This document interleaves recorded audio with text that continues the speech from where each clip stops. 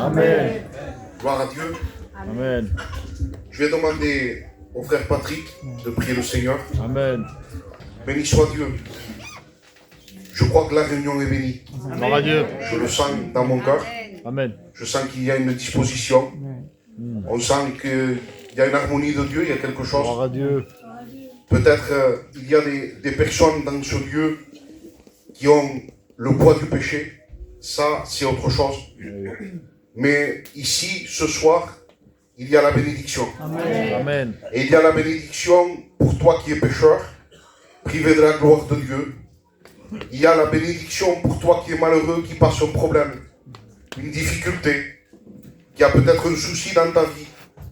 Quelque chose que personne ne sait, mais que dans ton cœur, c'est là et ça persiste. Je voudrais te dire que en Christ, nous avons la délivrance. Amen. Nous avons le pardon de nos péchés. Il est celui que par ses meurtrissures, encore il guérit. Il est celui qui ne change pas. Amen. Il est le même hier, aujourd'hui et éternellement. Amen. Et ce qu'il a fait il y a 2000 ans, il peut le faire encore. Ce qu'il a fait hier, il le fait aujourd'hui. Amen. Parce qu'il est tout puissant. Amen. Parce qu'il est vivant. Et il demeure dans nos vies. Amen. Il demeure dans nos cœurs. Amen. Je voudrais faire lecture avec vous. Je me laisserai conduire. Amen. C'est dans Jean 13, verset 21. Ayant ainsi parlé, Jésus fut troublé en son esprit. Et il dit expressément, en vérité, je vous le dis, l'un de vous me livrera. Les disciples se regardaient les uns aux autres, ne sachant de qui il parlait. Un des disciples, celui que Jésus aimait, était couché sur le sein de Jésus. Amen. Et ensuite, il va lui poser cette question. Qui est-il? Qui est-il? Et là, Jésus va dire, celui qui trempera le pain dans le plat. Amen. Celui à qui je donnerai le pain que je trempe, c'est lui qui me livrera. À ce même instant, quand Jésus donne le pain, le diable rentre dans Judas. Le diable rentre dans sa vie. Il est voué à l'échec. Il y a quelque chose de fort qui pèse sur lui. Il y a quelque chose de terrible. Parce que Judas se met complètement en dehors du plan de Dieu. On le voit dans ses raisonnements. On le voit dans ses raisonnements quand il y a la femme qui vient au pied de Jésus avec un vase d'albâtre. Cette femme, elle vient embaumer le corps de Jésus. C'est quelque chose que Jésus va dire, ça se dira dans le monde entier. C'est-à-dire que tout le monde saura ce que cette femme est en train de faire. Et on en a parlé, on a entendu ça.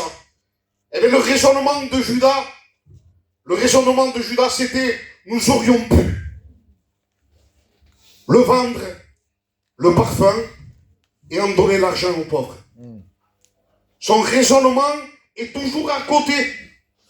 Son raisonnement est toujours à côté, au sens inverse de ce que fait Jésus. Et avec un raisonnement comme ça, avec des pensées humaines, avec des pensées charnelles, on peut pas avancer vers Jésus. Regardez maintenant la différence avec Jean. Jean est posé sur la poitrine de Jésus. Jean est en train d'écouter les battements du cœur de Jésus. Amen. Jean est là et il a un contact avec Jésus. Bien sûr que bien plus tard, il va y avoir la croix. Il va y avoir le calvaire. Il va y avoir la crucifixion. Et là, c'est presque sûr que Jean va se dire, Jean va se dire, c'est fini, tout est fini. Est-ce que va? C'est fini. Maintenant, Jésus est mort. Il n'y a plus d'espérance. Il n'y a plus rien. Parce que le contact qu'avait Jean, c'était un contact d'amour. La sœur a témoigné tout à l'heure. Et elle a touché la pensée du message. C'était un contact d'amour. Mais ça ne pouvait pas aller plus loin. Parce que je peux aimer un frère peut m'aimer. Mais ça reste humainement. Ça reste comme ça. Mais là, ça va plus loin. Ça va plus loin. Quand il le voit à la croix, il est le dernier à partir. Tous s'en vont. Et le dernier qui reste, c'est Jean, l'apôtre de l'amour. Et je voudrais te dire, avec un texte à l'appui, que Jean va dire un peu plus tard, moi en toi et toi en moi. Ça veut dire ce que ça veut dire. Ça veut dire que quand Jésus est ressuscité le 3e jour, ce n'est plus une histoire d'homme à homme, mais c'est une histoire d'accomplissement. Ce n'est plus une histoire de cœur à cœur, malgré que ça soit fort. Mais ce n'est plus une histoire comme ça, non. C'est une histoire qui va devenir moi en toi et toi en moi. Et les chrétiens peuvent en parler ce soir.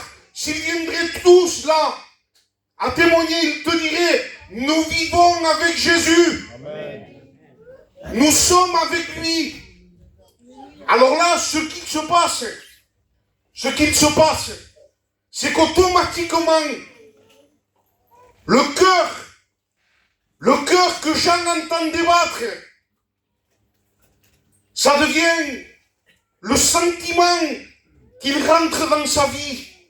Il bat au même rythme de Jésus. Son cœur est au diapason de celui du Christ. Alors il y a une relation. Il y a quelque chose de fort entre eux. C'est qu'il y a cette rencontre où Jésus va croître et il va prendre toute la place. Amen. Il y a cette révélation où ce n'est plus moi qui vis, comme dira Paul, mais Christ qui vit en moi. Amen. Christ en moi, l'espérance de la gloire. Amen. Il vit en moi. Alors vivre avec Jésus, ça veut dire quoi? Ça veut dire partager tout avec lui. Amen. La Bible dira, ayez les sentiments qui étaient en Jésus-Christ. Amen. Amen. Que l'Esprit témoigne à mon esprit que je suis enfant de Dieu.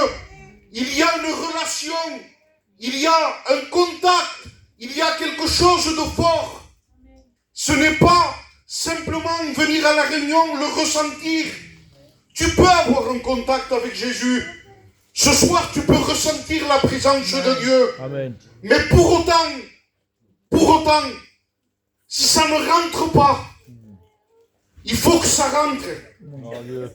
Il faut que ça pénètre ton cœur. Il faut que ça rentre dans ta vie. Il faut qu'il s'empare et qu'il prenne le contrôle de toi. Parce que sans qu'il prenne le contrôle, tu es toujours toi au contrôle. Sans que lui prenne le contrôle, tu es tout le temps au contrôle. Et ce qui te gouverne, c'est ta chair. Ce qui te gouverne, c'est ta chair, c'est tes pensées, c'est tes désirs, c'est ta façon de voir les choses, c'est ton orgueil, ta méchanceté.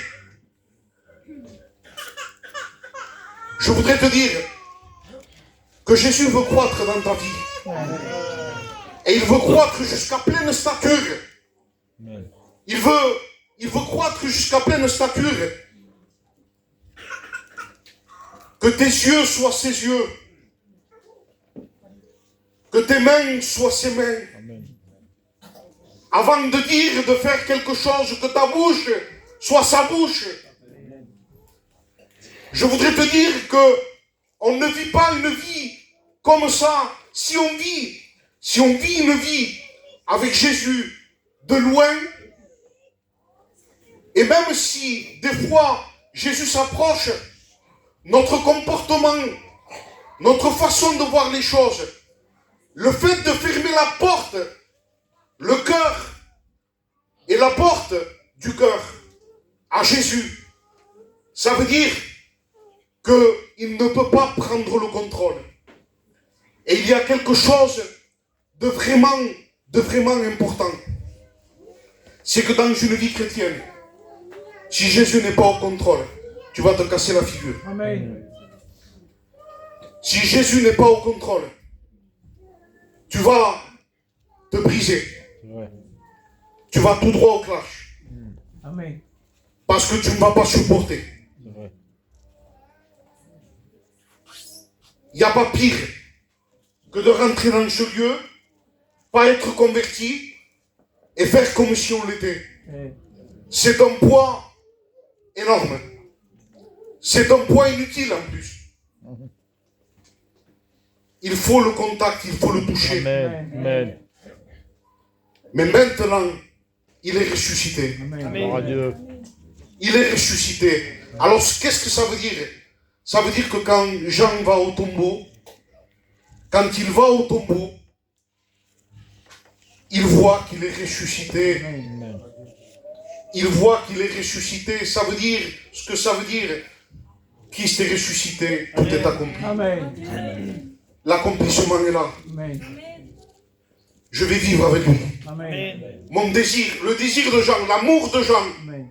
l'amour de Jean, je vais vivre ma vie avec lui. Amen. Amen. Ça y est, maintenant, je suis prêt. Il va rentrer dans ma vie et jusqu'à temps qu'il revienne me chercher, je reste avec lui. Amen. Et même si humainement tu voudrais t'égarer, laisse-moi te dire que si tu rencontres Jésus ce soir, tu ne pourras plus l'oublier. Tu ne pourras pas t'égarer.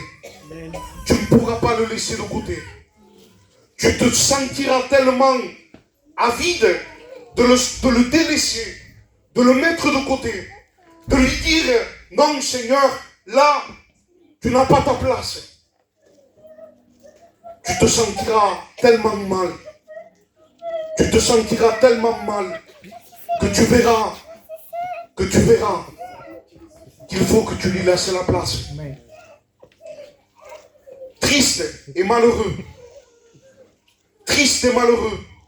La personne qui ne vit pas avec Jésus. La religion peut nous amener à beaucoup de choses. La religion peut nous amener très loin dans les choses éphémères, dans la vie d'église. Ça peut nous amener très loin, avec un poids mortel, avec une froideur terrible, avec quelque chose qui nous prend là. Mais j'aime Jésus, je l'aime, alors je veux le suivre. Amen. Si tu as tout faux, il faut que tu ailles de suite à la croix. Il faut que tu ailles de suite à la croix. Parce que c'est à la croix qu'il y a la résurrection après. C'est au tombeau qu'il y a la résurrection. Il y a la mort de Jésus, mais il y a la résurrection. Et la résurrection veut rentrer dans ta vie. Amen. La résurrection veut s'installer dans ton cœur. Amen. Il est capable de changer ta vie. Amen. Il est capable de changer ton cœur. Si ça fait 20 ans, 30 ans que tu suis les réunions, mais que tu n'as pas accepté le Christ, que le sang de Jésus ne t'a pas purifié, qu'il n'y a pas la vie de Dieu dans ta vie, crie à lui ce soir. Crie à lui. Demande-lui. Seigneur, viens. Je me sens seul, je me sens triste. J'ai besoin de toi. Il faut que ça rentre. On ne peut pas faire différemment, il n'y a pas d'autre évangile. Hors de ça, c'est une religion. Et ce que nous voulons, c'est la vérité de Dieu. C'est une bonne nouvelle pour toi. C'est qu'aujourd'hui, dans la ville de David, il nous est né un sauveur. Amen. On l'appellera l'admirable conseiller, le prince de la paix. C'est lui, Amen. le capable. Amen. Siméon va dire, je peux partir tranquille, Amen. parce qu'aujourd'hui, mes yeux ont vu le salut de Dieu. Amen. Rentrons dans la vie de Dieu. Ce n'est pas que dans une église, quelques heures à écouter l'évangile, à écouter les chants merveilleux qu'on écoute. Ce n'est pas ça l'évangile. L'évangile, c'est rentre dans le secret de ta chambre. Amen. Rentre dans l'intimité, là où personne ne te voit, mais ton Père te voit. Ça veut dire que c'est plus l'apparence, c'est plus me lever et faire une grande prière. C'est être dans ma chambre. Et là, le masque tombe. Le masque tombe. Je rentre dans ma chambre et je dis à Jésus, regarde ce que je suis. Je ne suis qu'un pauvre pécheur, privé de ta gloire. Regarde ce que je suis. Je ne suis qu'un menteur, un tricheur, un voleur. Voilà ce qu'est ma vie. Je joue une apparence. Et est-ce que tu penses que Jésus va te laisser comme ça? Non, non. Jésus va intervenir. Amen. Et ça, je le proclame. Je proclame ce soir délivrance. Amen. Délivrance. Amen. Délivrance pour tous ceux qui viendront à Jésus. Amen. Je voudrais vous dire que, me laissez quelques instants, hein. Amen. Je voudrais vous dire que il y a pas d'effort à faire, comme on peut le croire. On peut croire que il y a un effort à faire non, il n'y a pas d'effort à faire. Parce que recevoir Jésus, on peut le recevoir ici, comme dans notre voiture, et on peut le recevoir chez nous. On peut le recevoir dans un hôpital, en attendant des résultats, en attendant des choses. On peut le recevoir n'importe où. Amen. On reçoit Jésus. Et ensuite, son amour est tellement grand qu'on va imiter Jean. Ce soir, on va imiter Jean. Amen. On va lui montrer de l'amour. Parce que peut-être tu veux l'aimer, mais tu ne sais pas comment l'aimer. Et Jésus, ça ne s'aime pas avec la tête. On l'aime avec le cœur. Amen. Alors, tu as besoin. Je voulais continuer, mais je vais m'arrêter. Par Dieu. Tu as besoin. On s'incline. Amen.